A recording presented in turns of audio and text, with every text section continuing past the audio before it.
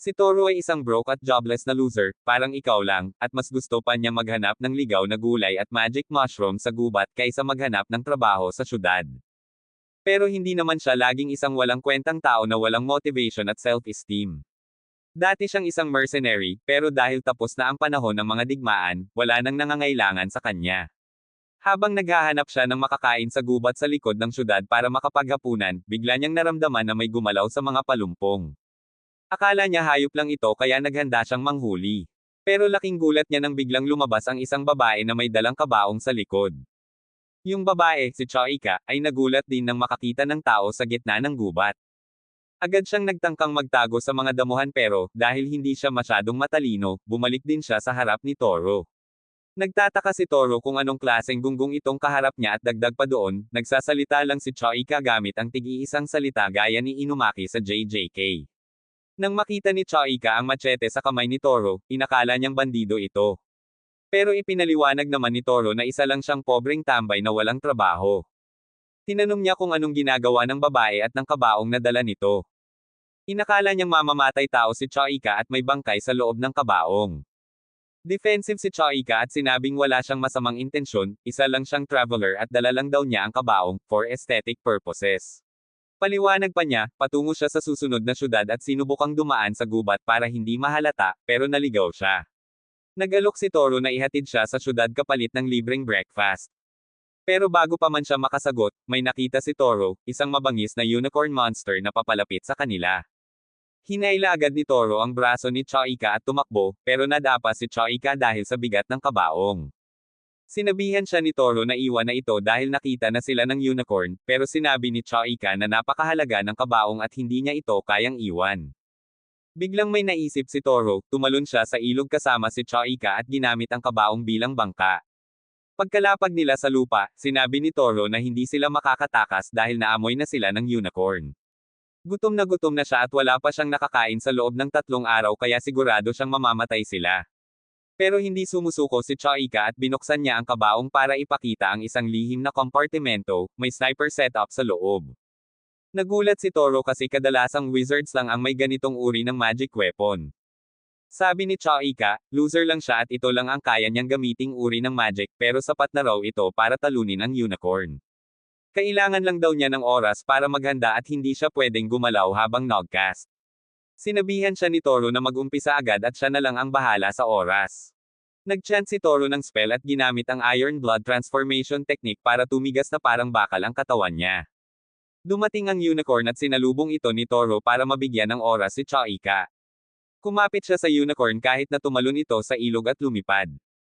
Patuloy niyang sinasaksak ang halimaw para pahinin ito. Sa huli, natanggal siya sa likod ng unicorn pero sakto namang natapos na ni Choika ang spell.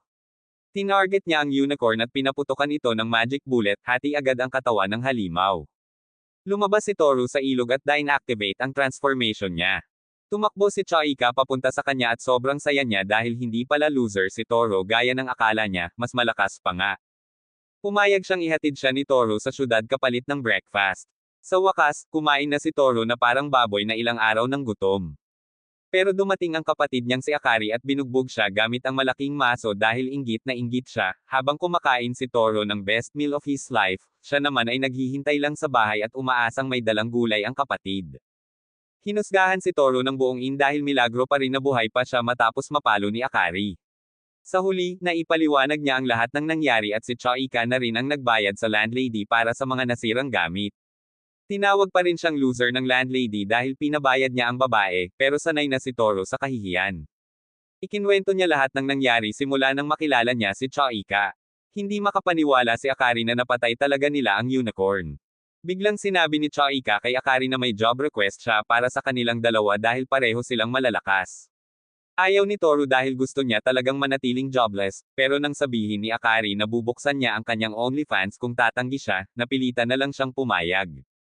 Dinala nila si Choika sa bahay nila at doon niya sinabi ang mission, kailangan nilang pasukin ang mansion ni Count Aubart, isa sa 8 bayani na tumalo kay Emperor Arthur.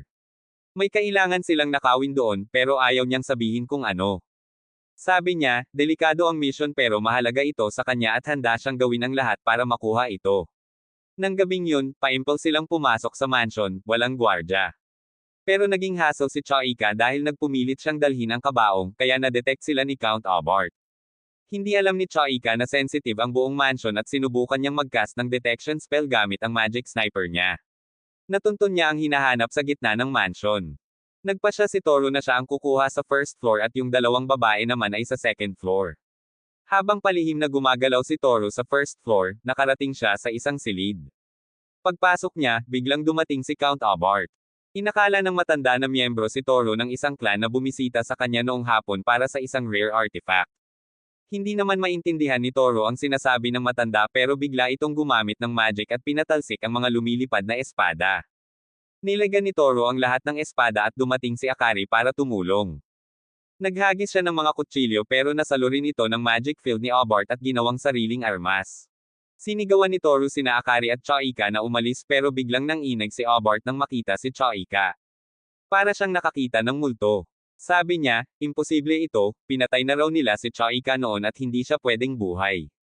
Binalak niyang tapusin si Choika ngayong gabi. Muli niyang pinaulanan ng armas si Choika pero agad siyang hinailan ni Toro palabas ng silid at sinarhan ni Akari ang pinto. Nagtagong tatlo sa library. Nagtaka si Toro kung paano nakakagamit si Obart ng magic kahit walang wand o incantation. Sa tingin ni Choika, mismong mansion ang nagsisilbing magic weapon niya, kaya niyang kontrolin ang lahat sa loob nito. Kung gusto nilang tapusin ang laban, kailangan nilang sirain ang magic core ng mansion.